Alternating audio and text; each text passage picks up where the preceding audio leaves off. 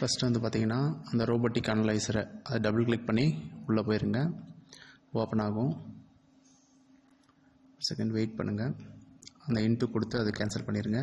அடுத்து virtual robotics click பண்ணுங்கள். நான் ஒரு 3 டைம் கிளிக் பண்ணிட்டேன். நீங்கள் ஜஸ்ட் ஒரு டைம் மட்டும் கிளிக் பண்ணுங்கள்.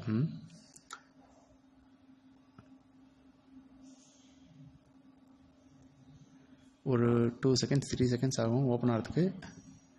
வெயிட் பண்ணுங்கள். ஓப்பன் உடனே நமக்கு தேவை ஒன்று தான், அதனால் நான் 2 கேன்சல் பண்ணிட்டு 1 மட்டும் எடுத்துக்கிறேன். ஃபஸ்ட்டு எடுத்தோடனே ரெக்கார்டுக்கு போகணும். ரெக்கார்ட் போயிட்டு ஸ்டார்ட் கொடுத்துருங்க.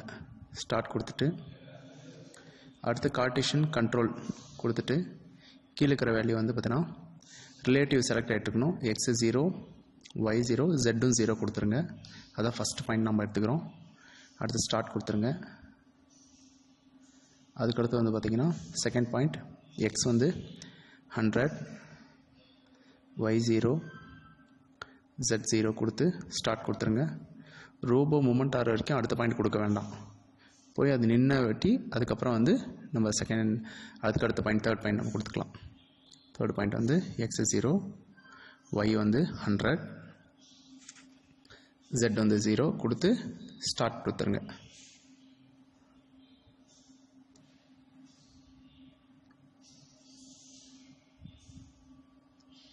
ரோபோ மூமெண்ட் ஆகிடுச்சு. அதுக்கடுத்து வந்து பார்த்திங்கன்னா எக்ஸ் வந்து -100, ஒய் வந்து 0, ஜெட்டு 0 கொடுத்துருங்க. மறுபடியும் அதே மாதிரி ஸ்டார்ட் கொடுத்துருங்க.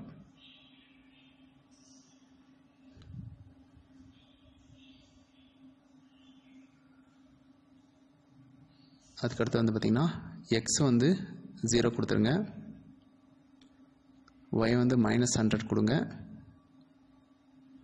ஜெட்டு வந்து சேம் 0 கொடுத்துட்டு ஸ்டார்ட் கொடுத்துருங்க.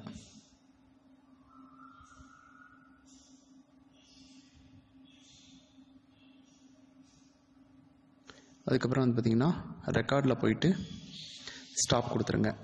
ஸ்டாப் கொடுத்துட்டு அடுத்து ப்ளே கொடுத்திங்கன்னா ஒரு டைம் மட்டும் கிளிக் பண்ணுங்கள். 2-3 டைம் கிளிக் பண்ணால் ஸ்டக் ஆகுது. ஒரு டைம் மட்டும் கொடுத்துட்டு வெயிட் பண்ணுங்கள். ஜஸ்ட்டு என்னன்னா அப்படியே ஒரு 2-3 செகண்ட்ஸில் ஸ்டார்ட் ஆகும். அதே மாதிரி அது ரொட்டேட் ஆகும்.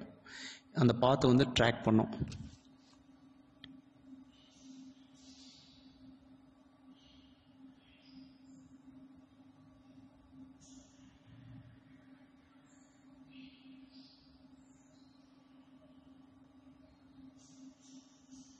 ட்ராக் பண்ணி முடித்தோடனே நீங்கள் சேம்